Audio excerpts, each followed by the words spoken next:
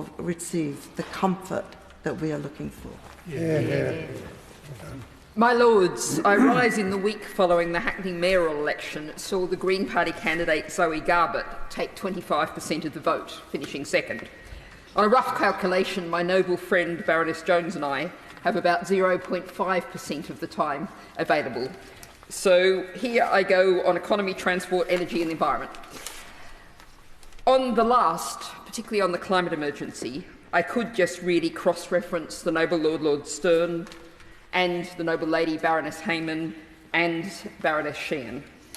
I will point to the fact that the Copernicus Climate Change Service has found that following exceptional October temperatures, it is now virtually certain that 2023 will be the warmest year on record. Social media is full of climate scientists with graphics showing just how out of control our climate is.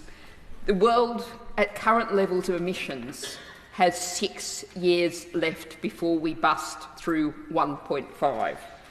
Does the government really understand that?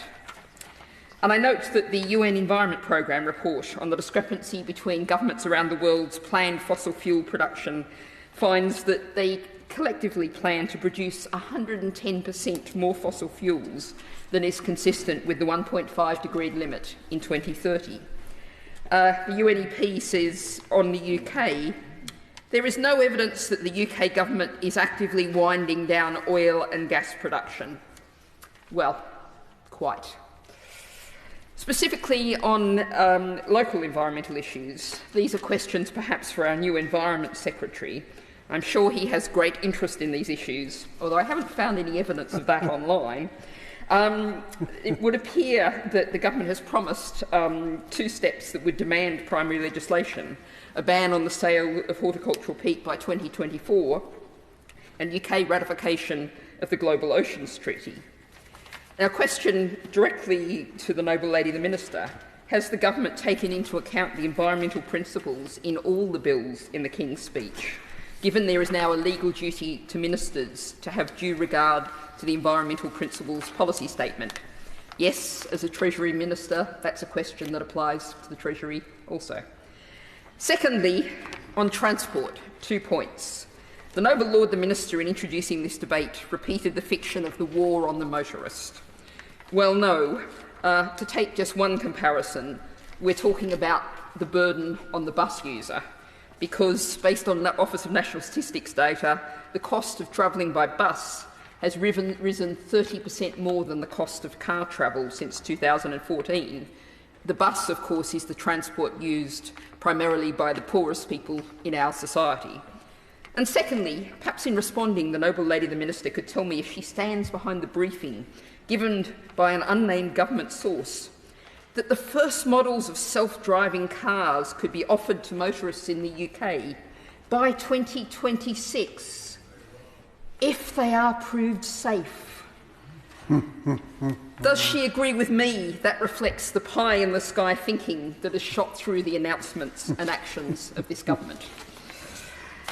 Now, finally, I'm going to return to using the government's favourite phrase, to employ some long-term thinking. So I'm going to reflect on the speech of the noble Lord Livermore, opening for the Labour Party. The noble Lord focused on tax, speaking generally being high, and blamed the poverty of the many, the terrible destitution affecting so many households, but particularly those with children, the 1 million suffering from destitution, as highlighted by the Right Reverend Prelate, the Bishop of Durham.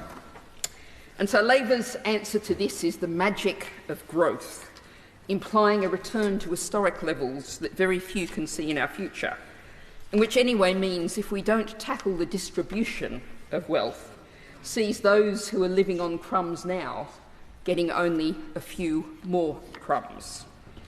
Well, I came into this chamber for this debate from a session entitled The Economic Common Sense Case for Taxing Wealth as Well as Work, run by groups including the Patriotic Millionaires UK, the APPG on Anti-Corruption and Responsible Tax, and Tax Justice UK, highlighting how the 50 richest families in the UK have wealth equal to that more than the bottom half of the whole population. That's 50 families versus 33.5 million people. I would suggest that the Labor Party think rather harder about who is or who's not paying tax, and about the need for the redistributive effects of a wealth tax in our society. Well done.